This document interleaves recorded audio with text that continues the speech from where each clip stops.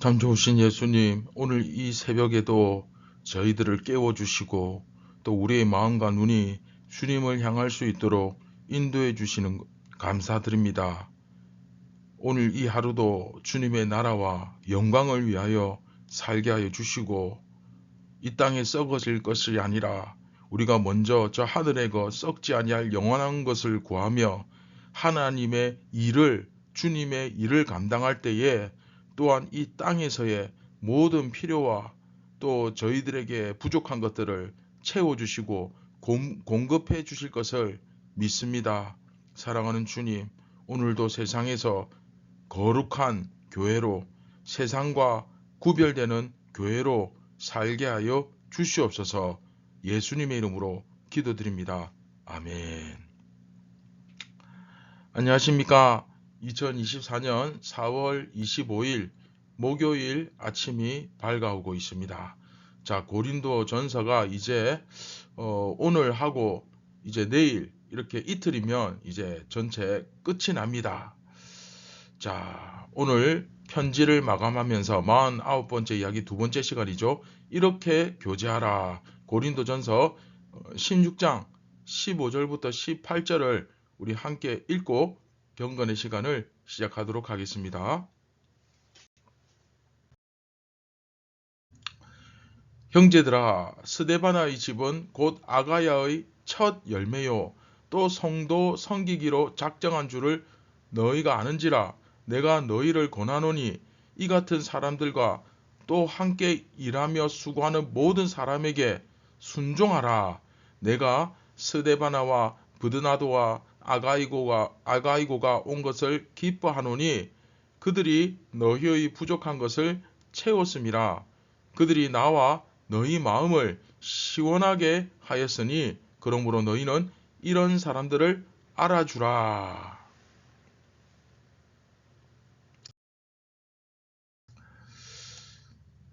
자, 이제 이 부분은 편지의 그 특성상 편지 마지막 부분이죠. 그 인사 부분입니다. 여러분, 이 인사 부분을 좀 관심을 가질 필요가 있습니다. 제가 제목도 이제 성도가 이렇게 교제한다라는 이제 주제를 가지고 말씀을 드렸는데, 자, 여기서 사도 바울이 세 명의 사람을 제시합니다. 소개하죠. 17절에 보시면 스데바나, 그렇죠? 그리고 브드나도, 그리고 아가이고, 이렇게 세 사람이 제시되고 있는데, 뭐 스데바나와 아가이고는 그런대로 이제 괜찮은데 브드나도는 우리말로 번역을 해놓기를 했는데 좀 이게 좀 많이 아쉽습니다. 왜냐하면 영어로 이렇게 여러분 보시면 화면에 보시면 나오죠. 그 폴트나투스입니다. 폴트나투스. 이게 이제 우리말로 브드나도 이렇게 했는데 전혀 연관성이 없어 보이죠. 그렇죠? 좀 번역이 아쉽긴 한데 어쨌든 이 세 사람의 이름이 지금 제시가 되고 있습니다. 그러면 자, 이 세 사람이 도대체 어떤 일을 한 사람들이냐, 무엇을 한 사람들이냐.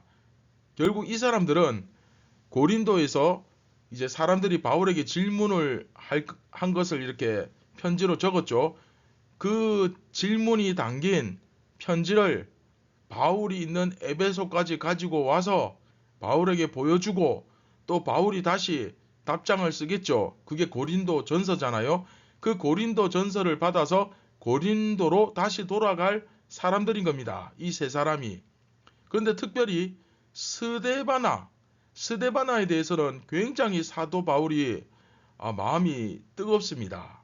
왜냐하면 1장, 여러분 고린도전서 1장 16절에 보시면 내가 또한 스데바나 집 사람에게 세례를 베풀었고 그 외에는 다른 누구에게 세례를 베풀었는지 알지 못하노라.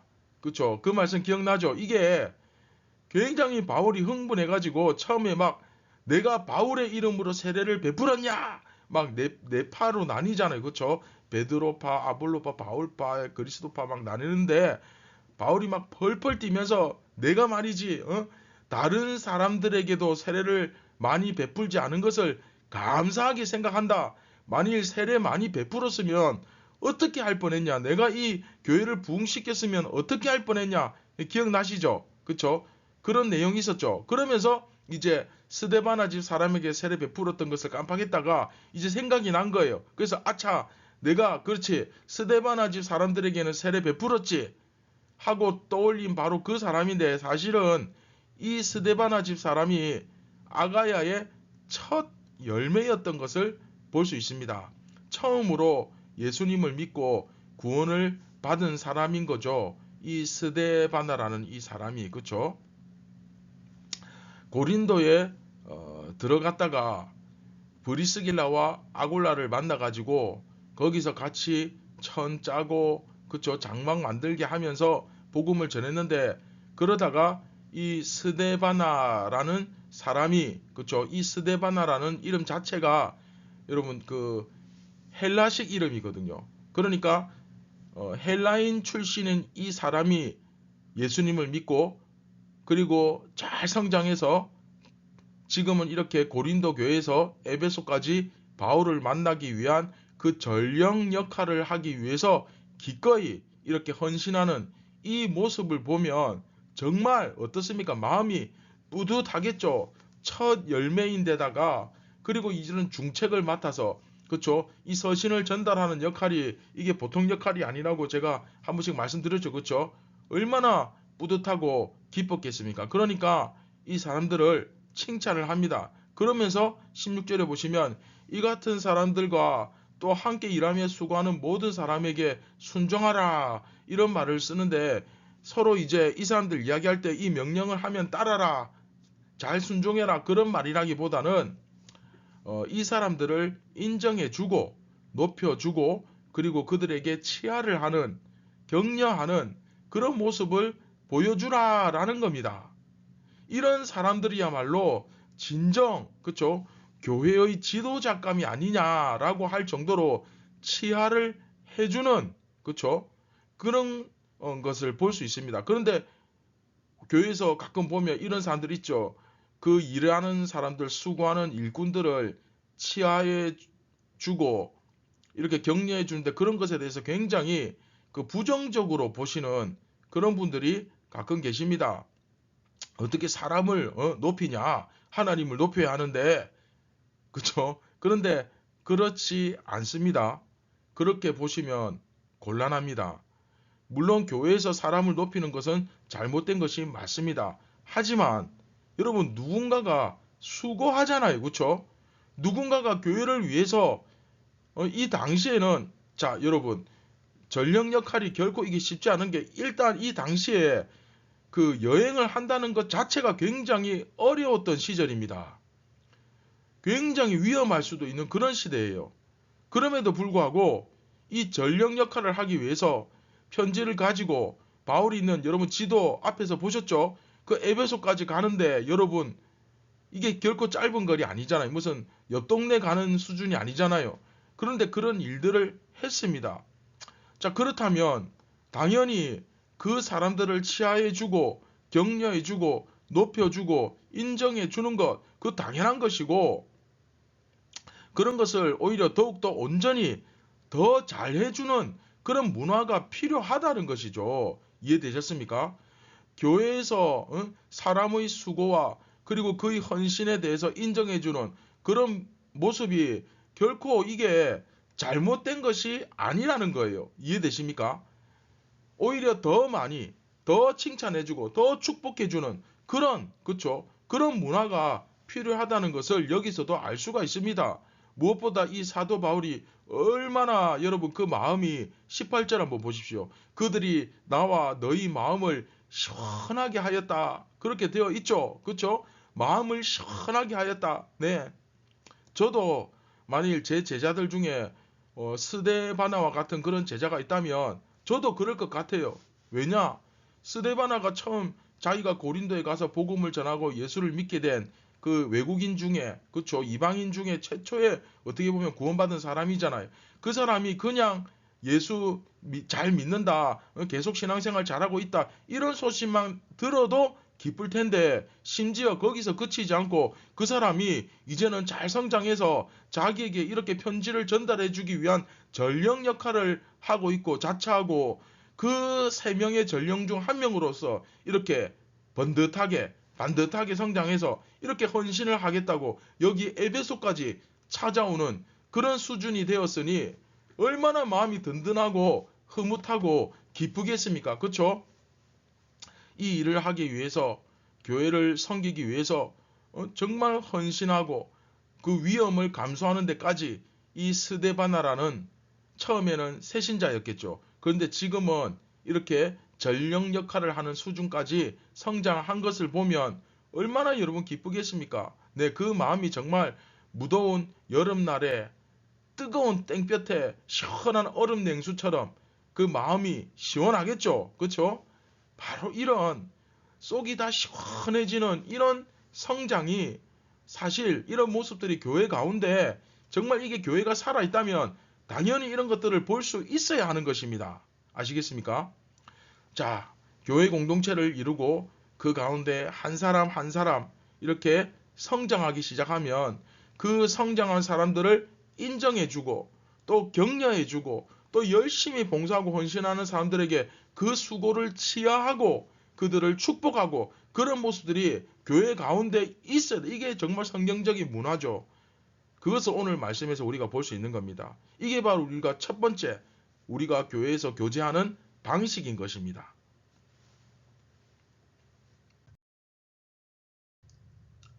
자, 말씀을 맺도록 하겠습니다. 사실 교회에서 우리가 어떤 이제 봉사를 하면 그 사람들에게 무슨 돈을 주는 게 아니잖아요. 그렇죠? 무슨 월급을 주고 씁니까? 아니잖아요. 그런데 그럼에도 불구하고 그들이 교회에서 봉사하고 헌신하고 그렇게 한다면 적어도 그들을 높여주고 격려하고 박수 쳐주는 그런 것이 필요합니다. 그렇죠? 그런데 이런 일은 참 없었으면 좋겠지만 가끔 봉사하시는 분들을 뒤에서 인정해주고 높여주지는 못할 망정 자꾸 손가락 까딱 안 하면서 그쵸? 생전 교회 와서 청소 한번 안 하면서 그분들을 향해 이거는 왜 안 하니 저거를 왜 못하니 막 훈수 두고 그쵸? 막 여기저기 잇대고 그러는 분들 꼭 있죠. 여러분 혹시 떠오르는 분 계십니까? 그 참 입을 대기 좋아하는 분들 자기는 솔선수범해서 본인이 나서서 직접 헌신하고 희생은 안 하면서 수고하는 사람들에게 헌신하는 사람들에게 그쵸? 말하기 좋아하는 오늘은 싱어 찬양 소리가 왜 이래? 오늘 교회 밥맛이 왜 이래? 오늘 반찬은 왜 이 모양이야? 또 주보 나누어주는 저 안내하는 사람 표정은 또 왜 저래? 가끔 보면이 아니라 교회마다 꼭 이런 분들이 참 희한하게 있어요. 예.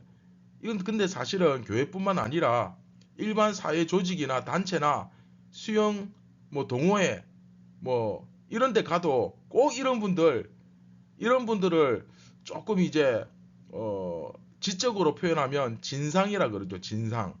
이런 분들이 있죠. 그런데 분명한 것은 이것은 성경적이지도 않고 그렇게 하면 안 되는 겁니다. 결코 안 되죠. 언제나 교회에서는 섬기고 수고하는 사람들을 높이고 인정해 주는데 최선을 다할 필요가 있습니다. 자, 우리가 이제 고린도 전서가 끝나면 미가서로 넘어가는데 미가서에서 하나님이 원하는 성도의 기준이, 보편적 기준이 뭐냐면 그냥 세상과 좀 더 나은 그런 수준이 아니에요. 세상보다 확실하게 나은 수준을 주님은 원하십니다. 그런데 아예 세상보다도 못하다. 이거는 용납이 안 됩니다. 그렇죠? 물론 또 이렇게 처음 예수를 믿고, 물론 이제 초신자에게 교회가 봉사를 맡기고 일을 맡기고 그런 일은 있을 수 없죠. 그건 집에 이제 초등학교 입학한 아이한테, 자기 자녀한테 나가서 공부하지 말고 돈 벌어 오라고 시키는 거하고 똑같죠. 그렇게 할 부모는 없습니다. 마찬가지입니다. 교회에 천하보다 귀한 한 생명이라고 그러는데, 그 귀한 생명, 가족 공동체, 그렇죠. 예수님이 한 몸된 정말 한 몸과 같은 공동체인데, 이제 예수 막 믿기 시작하고 이제 말씀을 알아가는 사람에게 가서 너 일해라, 교회에서 봉사해라, 충성해라, 그건 말이 안 되죠. 그러나 또 섬기다 보면 현장에서 이렇게 실제적으로 섬기다 보면 또 부족한 부분, 고쳐야 할 부분도 많이 생길 수 있습니다. 그럴 때는 정말 개인적으로 그것을 좀 더 개선하고 발전시키기 위해서 내 노력이 필요합니다. 그렇죠? 서포트가 필요하죠. 그러나 기본적으로는 우리가 격려하고 또 축복하고 인정해주는 그런 문화가 우리 교회 가운데 뿌리를 내릴 수 있도록, 그렇죠? 세상보다 못한 교회가 되어서는 안 됩니다. 그리고 세상보다 조금 나은 그 정도가 아니라, 그렇죠? 세상에서 확실하게 구별되는, 세상보다 뚜렷하게 뛰어난, 그게 진정한 거룩 아닙니까? 그렇죠? 그런 교회가 돼. 근데 그렇다고 해서 또 이 말씀을 세상보다 더 스펙을 많이 쌓고 세상보다 더 부유하고 세상보다 더 힘세고 이런 세상적 기준이 아닙니다. 그렇죠? 예수님을 기준으로 하셔야 됩니다. 그래서 교회에서 기본적으로 언제나 수고하고 때가 되어서 이렇게 섬기는 사람이 있다면 박수 쳐주고 축복하고 또 격려해주고 치하해주는 그러한 건강한 문화가 교회 가운데 자리 잡힐 수 있도록 우리가 먼저 솔선수범하고 노력했으면 좋겠습니다. 그래서 우리가 교회에서 교제하는 첫 번째 방식의 핵심은 뭐다? 누군가 수고하고 또 잘 배워서 성장할 때 그것을 인정해주고 격려해주고 축복해주는 것이다 하는 것을 꼭 좀 기억해 줬으면 좋겠습니다. 네, 다 같이 기도하겠습니다. 참 좋으신 예수님, 우리가 세상보다 못한 교회가 아니라 정말 세상이 봐도 정말 뛰어나고, 그리고 예수님을 닮아가는 그런 모든 면에서 확실히 세상과 구별되는 그런 성숙한 교회로서 성장할 수 있도록 오늘도 저희들을 훈련시켜 주시고 깨닫게 하여 주시고 또 가르쳐 주시옵소서. 오늘 이 하루도 우리가 세상에서 살아갈 때 세상이 아니라 교회로서 세상의 빛과 소금으로서 살아갈 수 있도록 도와주시고, 또 각자가 속한 교회에서 우리가 더욱더 수고하고 섬기는 사람들에게 격려해주고 박수 쳐주고 인정해주고, 그리고 무엇보다 함께 성장하는 저희 모두가 다 되게 하여 주옵소서. 우리를 권하신 예수님의 이름으로 기도드립니다. 아멘. 자, 여러분, 교회에서 수고하는 사람 따로 있고 대접받는 사람 따로 있고 그렇지 않습니다. 우리 모두가 목표를 어떻게 잡아야 됩니까? 나도 어서 빨리 열심히 말씀을 배우고 훈련받고 양육받고 성장해서 뭐가 돼야 됩니까? 그렇죠. 예수님의 손과 발과 예수님의 그 맡기신 일을 사명을 감당할 수 있는 예수님의 이 건강한 몸이 되도록 다들 노력하셔야 됩니다. 오늘도 여러분들이 일상에서 해야 될 일들이 많이 있겠지만 반드시 이 한 가지를 기억하면서 계속해서 생명력 있는 예수님의 생명이 여러분들 속에서 그 성장을 통하여 역사하는 것이 나타날 수 있는 그런 하루가 되기를 바랍니다. 감사합니다.